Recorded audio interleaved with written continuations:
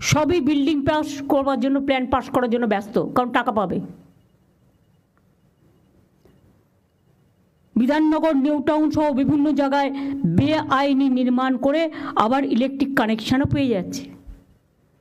Electric connection দেবার আগে, fire licence দেবার আগে আমি একটা দেখব না?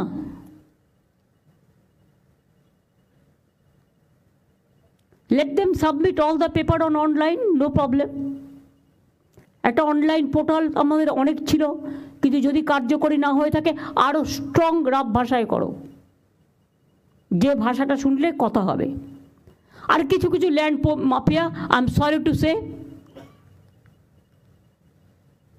কখনো কখনো আইনত প্রোটেকশন পেয়ে যায়, ফলে উকিল দিতে দিতে আর উকিলের পেছনে খরচা করতে করতে সরকারের 12টা বেজে যায়। সরকারের জমিও নেবে আর আরবিট্রেটরের নামে দুদিকেই টাকা নেবে। এটা আর চলবে না, অনেক হয়েছে, নতুন সিস্টেম করো। রাস্তা ফুটপাতে এনক্রোচমেন্ট বেড়েই চলেছে। পুরসভা তো চোখ দিয়ে দেখে না, পুলিশও দেখে না, আমাকে একা দেখতে হবে, আর তারা পোস্টে থাকবে। যারা এগুলো দেখবে না তাদের সরিয়ে দেওয়া হবে কাজ থেকে।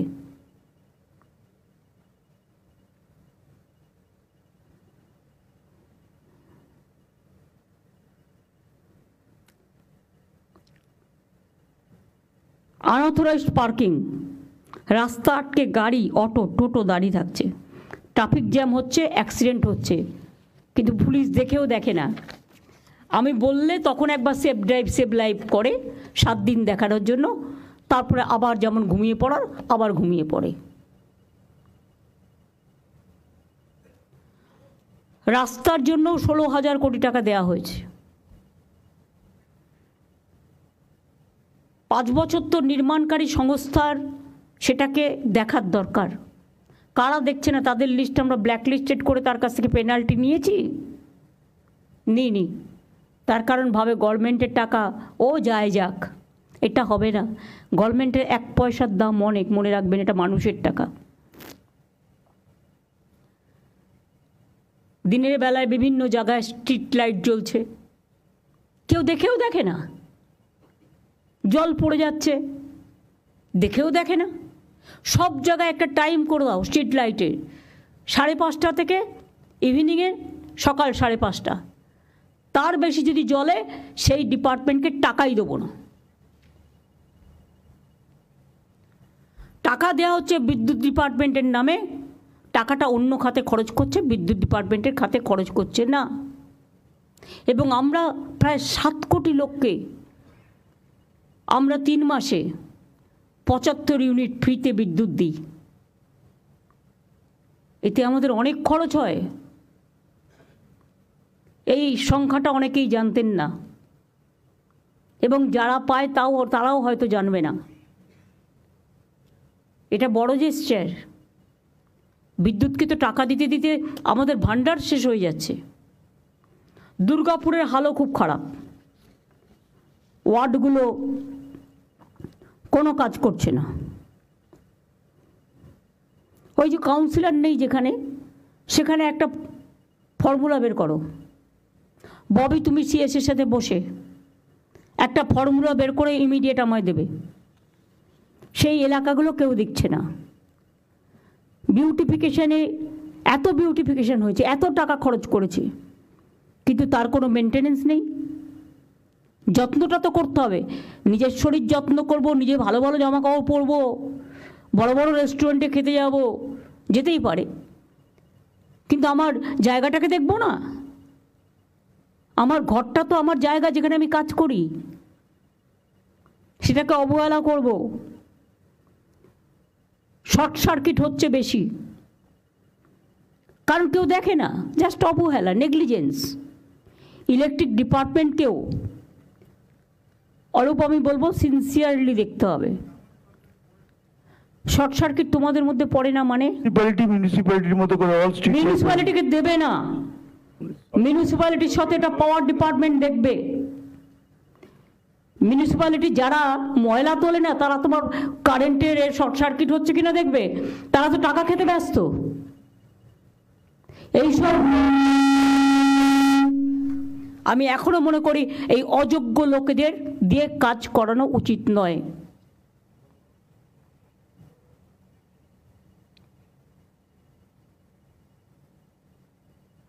প্রত্যেকটা পুরসভায় গিয়ে মানুষ হয়রান হয়।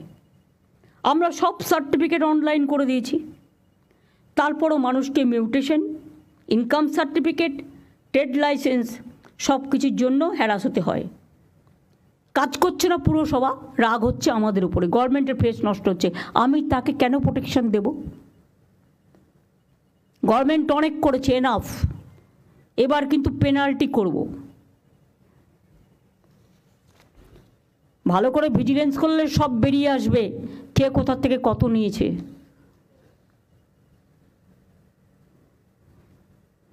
আর যারা সব টাকা নিয়ে চলে যাচ্ছে তারাই আবার ভোটটাও পেয়ে যাচ্ছে। অন্যকে চোর বলছে, নিজে বড় ডাকাত। আমাদেরও কিছু কিছু লোক তাদের কাছে টাকা সাপ্লাই করে, খবর আমি রাখি।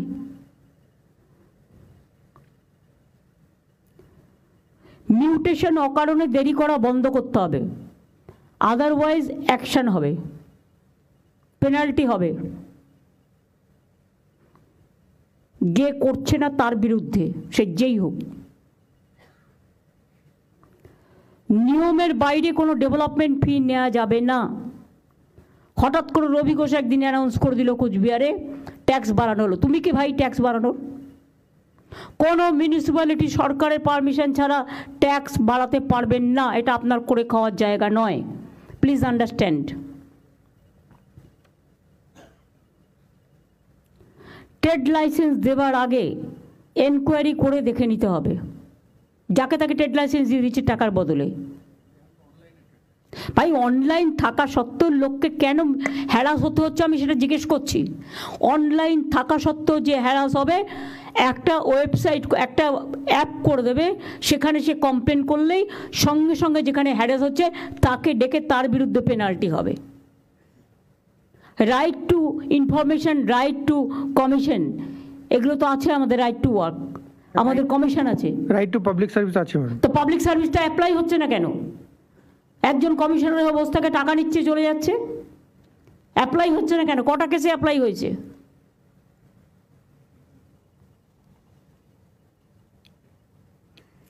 প্রপার্টি ট্যাক্স কালেকশনও অনলাইনে হবে। বকেয়া কর আদায়ে কিছুটা রিলিফ দিন, তাহলে তারা বকেয়া করটা একসাথে যাদের জমে গেছে তারা দিয়ে দিতে পারবে। তা নাহলে তো তাদের অধিকারটা যে কোনো দিন খর্ব হতে পারে। বড়রা যারা করবে তাদের কেটে দিন, রেজিস্ট্রেশন হয়ে গেল। Government will not provide electric connection or water connection, হয়ে গেল। বড়রা যারা দেয় না, বাইরে থেকে এসে ঘরবাড়ি বানাবে আর মেনটেনেন্স করবে না, আর গভর্নমেন্টকে ট্যাক্স দেবে না, এ হয় নাকি? অন্য রাজ্যে তো জল স্নান করতে গেলেও 400 টাকা করে বালতিতে জল কিনতে হয়, আমাদের এখানে তো বিনা পয়সায় জল। বিদ্যুতের দামও চিৎকার করে করে, আমি সিএসসি কিছুটা করে, কিন্তু আমরা তো বেঙ্গল গভর্নমেন্ট করতেই দিই না।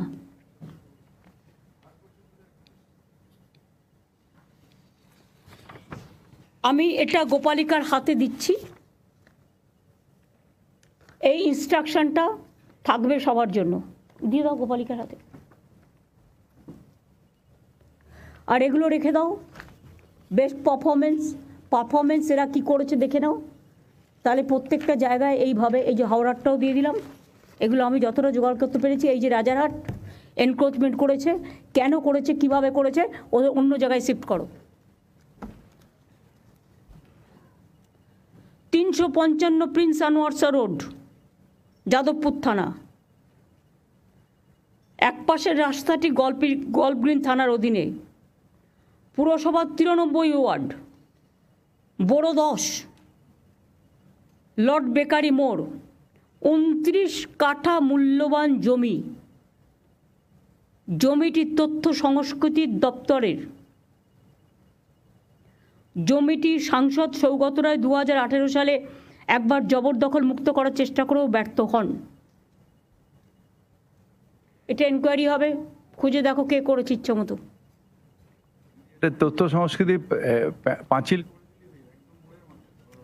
তথ্য সংস্কৃতি পাঁচিল করছে না কেন? তথ্য সংস্কৃতি নিজেদের আনে না? নিজের যে জায়গাগুলো আছে সবই কি আমি করব? মোড়ের মাথায় একদম যে যা পারছে যেখানে। আমি তো ডিএমদের বলেছি আমি সোমবারের মধ্যে গোপালিকা তোমার কাছে রিপোর্ট, ম্যাডাম এসে গেছি ম্যাডাম সবারই অলরেডি সবার রিপোর্ট। ম্যাডাম সেই জমিগুলোকে আমরা যেভাবে বলেছিলাম এগোতে সেইভাবে এগো। রাজ্যের জমি কারো ব্যক্তিগত প্রপার্টি নয়, যখন ইচ্ছে যাকে আরে আমি একটা রাজ্যের রেভিনিউ পাই, সেখান থেকে সেন্ট্রাল গভর্নমেন্ট টাকা দেয় না। কোত্থেকে চালাবো জানি না, 3 বছর ধরে ফেস করছি। তার মধ্যে আরও 5টা রাজ্যের সব কিছু আমাকে টানতে হচ্ছে। লক্ষ্মীর ভাণ্ডারও সে পাচ্ছে, স্বাস্থ্যসাথীও সে পাচ্ছে, বিনা পয়সায় রেশনও সে পাচ্ছে। তো কোথার থেকে পাবো আমি এত টাকা? আমার কাছে তো সেই ট্রেজারই নেই যে আমি 5টা রাজ্যকে টানতে পারবো। থাকলে করে দিতাম। কেন্দ্রীয় সরকার তো আমাদের হাতে নেই, তারা তো আমাদেরই টাকা দেয় না। তো আমি 5টা রাজ্যকে টানবো কী করে? নিশ্চয়ই সেই চিকিৎসা পাক আমরা চাই, আমাদের হসপিটালগুলোতে আসুক, পয়সা দিয়ে করবে, কোনো অসুবিধে নেই। আমাদের ঘাড়ের ওপরে আমি দেখছি যত বোঝা, এরপরে তো স্টেটটার আইডেন্টিটি নষ্ট হয়ে যাবে। বাংলায় কথা বলার লোকও খুঁজে পাবেন না। হিন্দি ইংরেজি আজকে সবাই জানে। আমি যে কোনো ল্যাঙ্গুয়েজকে ছোট করছি না, সবাইকে বড় করেই বলছি। মনে রাখবেন প্রত্যেকটা স্টেটের একটা ওন আইডেন্টিটি আছে, একটা সংস্কৃতি আছে। অন্য সংস্কৃতিকেও আমরা ভালোবাসি, সম্মান জানাই। কিন্তু বাংলার আইডেন্টিটিটাকে নষ্ট করে দেওয়ার চক্রান্তে যারা লিপ্ত, আমি তাদের সকলকে সাবধান করে দিয়ে বলছি, অর্থের বিনিময়ে বাংলার আইডেন্টিটি নষ্ট যেন না হয়।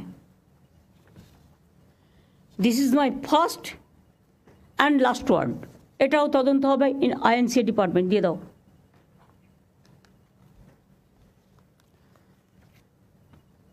আমার যা বলার আমি বলেছি। আমি এর জন্য কোনো ক্ল্যারিফিকেশন কারো কাছে চাইব না। আমি যেটা বললাম সেটা আমাদের সবার কথা, মানুষের কথা। আমি সবাইকে বলবো এই কাজটা মন দিয়ে করতে। আর যারা করবেন না আমাকে ভয় দেখাবেন না। আমি মানুষকে খুব ভালোবাসি, কিন্তু মানুষকে যারা ভালোবাসে না আমার তাদের ছুঁড়ে ফেলতে 1 সেকেন্ডও লাগবে না। গভর্নমেন্ট কারো জন্য কোনো বদনাম নেবেন না। কিছু না করেও আমাদের বদনাম হচ্ছে।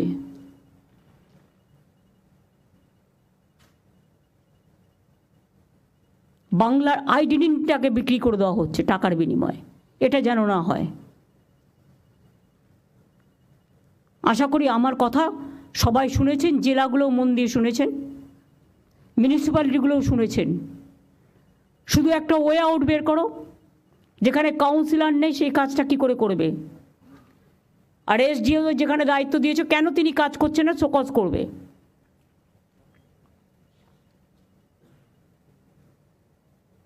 আর এমএলএদের আমি বলবো এসব কাজে ইন্টারফেয়ার না করতে। কারখানার গেটে চাঁদা তুলতে, যেই হোক, সব দলের এমএলএকেই। জমি দখল করতে, কাউন্সিলর না থাকলে আরও ভালো, তারাই ডাইরেক্ট করে নিচ্ছে। এসব হবে না। আমার কাছে কিন্তু প্রত্যেকটা রিপোর্ট আছে এবং আমি ইচ অ্যান্ড এভরিথিং জানি। সুতরাং কোথাও যদি চেঞ্জ করারও প্রয়োজন হয়, যারা নট এফিশিয়েন্ট, যারা এফিশিয়েন্ট সার্ভিস দিতে পারছেন না, প্রয়োজন হলে লোকালি সার্ভে করে কাজের লোকেদের দায়িত্ব দেওয়া হোক। সেক্ষেত্রে আমাকে রিপোর্ট আমি চাই না, আমার লিস্ট চাই। আমি 10 দিন টাইম দিলাম, একটু তো টাইম লাগবে ভালো খুঁজে বের করতে। অনেক ভালো লোক আছে, ট্যালেন্টেড লোক আছে, যারা মানুষকে ভালোবাসে, কাজটা জানে, তাদের কিন্তু কাজে ইনভলভ করা হচ্ছে না। যাকে দায়িত্ব দেওয়া হয়েছে সে লাল গাড়ি নিয়ে ঘুরে বেড়াচ্ছে, লাল গাড়ি চড়া বারণ, তা সত্ত্বেও আমি চড়ি না, স্কুটার হাঁকিয়ে, পাইলট হাঁকিয়ে ঘুরে বেড়াচ্ছে, দো দে আর নট এন্টাইটেলড। আর যে ডেভেলপমেন্ট ওরিয়েন্টেড অথরিটির কাজ হয়ে গেছে তার একটা লিস্টও আমি চাই, কারণ এগুলো রেখে গভর্নমেন্টের টাকা খরচ করার কোনো মানে হয় না গা টেপার পা টেপার জন্য। এদের অন্য জায়গায় কাজে লাগালে বরঞ্চ তারা মানুষের অন্যান্য কাজগুলো করুক, কাজ শিখুক। যে যার ইচ্ছা মতো ওই ডেভেলপমেন্ট অথরিটিগুলোকে লোক ঢুকিয়ে গেছে, কবে ঢুকিয়েছে, কী করে ঢুকিয়েছে, কত ঢুকিয়েছে, তারা কি করছে, তার একটা ডিটেলস রিপোর্টও আমি চাই।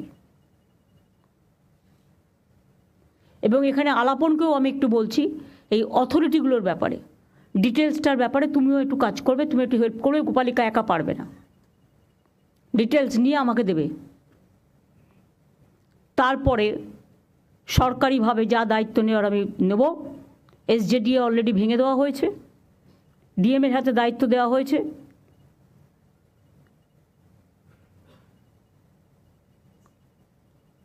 এইভাবে অন্যান্য জায়গাতেও যার কাজ হয়ে গেছে সেখানে কোনো অথরিটি থাকার দরকার নেই, মানুষই হোক অথরিটি।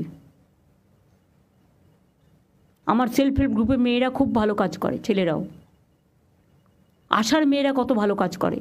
তারা যদি করতে পারে তাহলে পাবলিক ওয়ার্কটা রাস্তায় মিউনিসিপ্যালিটির চেয়ারম্যানরা বা যে যিনি দায়িত্বে আছেন তার কোনো দায়িত্ব নেই। আজকে বললাম, দুদিন বাদে ভুলে গেল, এবারে কিন্তু সেটা হবে না। আমি দেখব ডেভেলপমেন্ট কি হচ্ছে, আর না হলে আমি কিন্তু ভেঙে দেবো, পরিষ্কার বলছি। তখন আমায় কিন্তু দোষ দেবেন না, এবং সেক্ষেত্রে আমি আর তুমি করব না। দুটো মিউনিসিপ্যালিটিকে ডাক আমরা দিতে পারিনি, তার কারণ বাপি পরে আমি দিতে পারিনি, তার কারণ অন্য মিউনিসিপ্যালিটি আছে, তারা কিভাবে নেবে। কারণ আমি আমাদের লোকেদের যতটা বকতে পারি, বাইরের লোকেদের, অন্য রাজনৈতিক দলের লোকেদের অতটা বকার অধিকার আমার নেই, এটা তাদের নিজস্ব ব্যাপার। সেই জন্যই যাই হোক, তারা আমাদের সাথে যোগাযোগও রাখে না, তারা তাদের মতো ভালো করে কাজ করুক, শুভেচ্ছা থাকবে, দিস মাচ। আর পঞ্চায়েত এলাকাতেও উলগা আছে। এখন কিন্তু বড় বড় বাড়ি হচ্ছে, কিন্তু দমকল ঢোকার জায়গা নেই, ফায়ার ব্রিগেড ঢোকার জায়গা নেই। এখন থেকে একটা সিস্টেমের মধ্যে আনতে হবে, যে যা ইচ্ছে টাকা নিচ্ছে আর দিয়ে দিচ্ছে। আর বিবেক যেহেতু ল্যান্ডের দায়িত্বে আসছে, উদ্বাস্তু কলোনিগুলোকে আমি রেকগনিশন দিতে বলেছিলাম। আর 2 হচ্ছে 3 তলা বাড়ি পর্যন্ত তাদের অ্যালাউ করা যেতে পারে, তার বেশি অ্যালাউ করো না।